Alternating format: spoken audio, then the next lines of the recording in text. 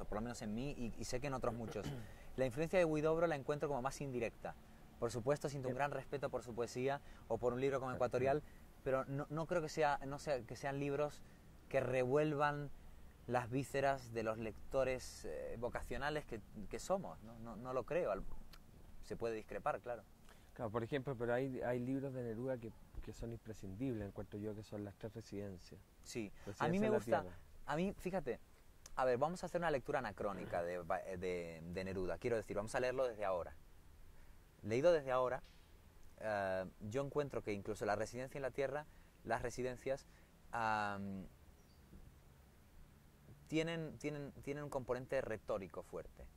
Un componente retórico fuerte. Es decir, creo que son libros y poemas que han envejecido mal. Es mi opinión. O sea, hay algo altisonante, algo como excesivamente teatral, a mi gusto, en esos poemas. Yo prefiero el Neruda de Extravagario, por ejemplo. Ya. Bueno, en Extravagario, que lo publica el año 58, Nicanor Parra, o sea, Neruda acusa una influencia de Parra. Bueno, pues sería una influencia saludable en cualquier caso, ¿no? Y lo han señalado ciertos críticos. Incluso, fíjate, o las odas elementales, ¿no? Fíjate que en ese mismo adjetivo o epíteto que actúa como disolvente en ese título, ¿no? Una oda, que es Claro. lo que le iba a Neruda, ¿no? Un poeta de odas, de grandes registros.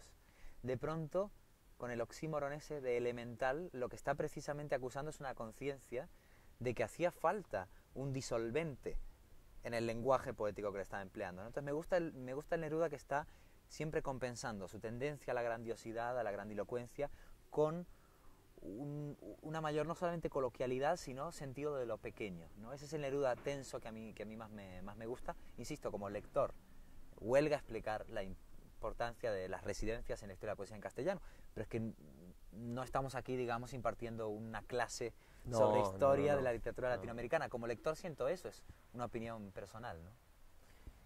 ¿Cómo sientes la poesía inglesa contemporánea? ¿Entra en España en los poetas de tu generación? Sí. Autores como leen a Eliot, a Pound, no, sí, por supuesto. o a poetas ingleses, escoceses actuales. Sí, creo que la entrada de la influencia poética inglesa tiene dos momentos en la historia de la poesía española. El primero, que es en cierto modo fallido porque estaba muy solo para ello, lo hace Cernuda. Luis Cernuda, cualquiera que lea los poemas, los monólogos poéticos de Cernuda, percibe la influencia del monólogo dramático inglés, del gran monólogo dramático inglés. De hecho, Cernuda, bueno, pues tradujo, leyó en inglés, etc. Pero, como en casi todo, Cernuda fue un archipiélago en este intento. Hubo un segundo momento mucho más fructífero en términos generales, que fue el de Jaime Gil de Viedma, que no siendo uno de mis poetas predilectos, aunque me gusta indudablemente, tuvo el gran acierto de percibir que en España había habido demasiado romanticismo francés y muy poco romanticismo inglés. Y fue el primero en escribir, o el segundo en escribir muy explícitamente sobre esto y en trasladar el coloquialismo y la situación individual, doméstica, etcétera, del personaje poético a los poemas. Así que desde ese momento empieza una entrada.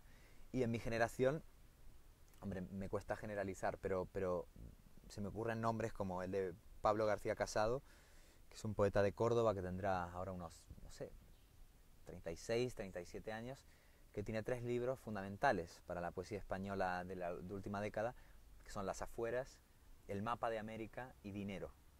Título, como hablábamos el otro día, que ya a las claras está mostrando que no es precisamente el siglo de oro el referente libro Dinero. Es una poesía seca, agresiva, oral, completamente despojada, agriamente urbana, y que acusa sin duda la influencia de la poesía inglesa, y yo diría que sobre todo de la norteamericana, de poetas como Cummings, etcétera. Así que diría que en la segunda mitad de siglo en España hay mucho más poesía inglesa que en la primera mitad de siglo.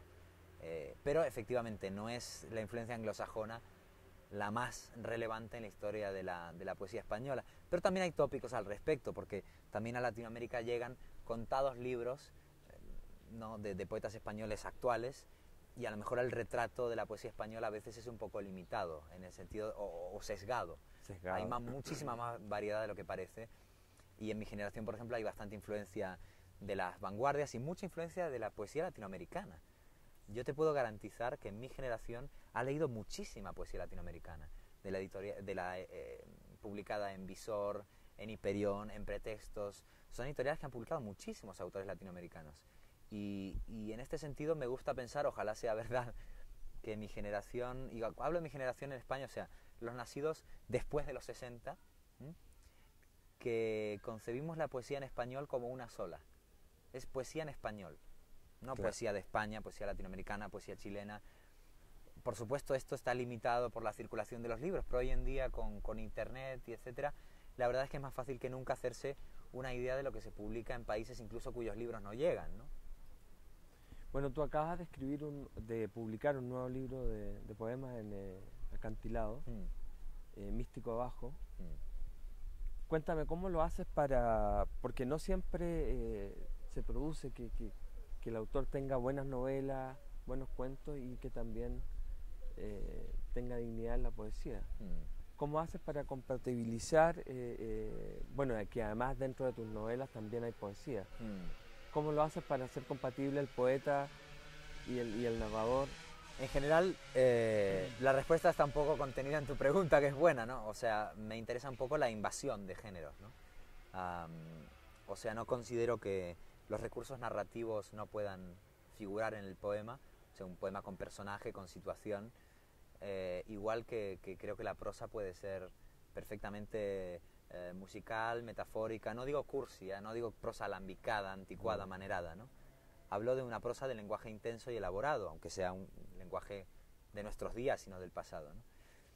Así que, en realidad, más que compatibilizar, entendiendo por eso a veces narrativa, a veces poesía, siento que en cada página que escribo, mejor o peor sea la página, están actuando los componentes de los distintos géneros. Y además es así, creo, no solo en mi caso. Si pienso en los grandes clásicos, pensemos en Tolstoy. Ana Karenina empieza con un aforismo que ha sido repetido hasta la saciedad. Todas las familias felices son iguales, pero las familias desdichadas lo son cada una a su manera. Eso es un aforismo. Y Ana Karenina, que es una novela de, no sé, 800 páginas, empieza con un aforismo que podría ser, no sé, de Oscar Wilde.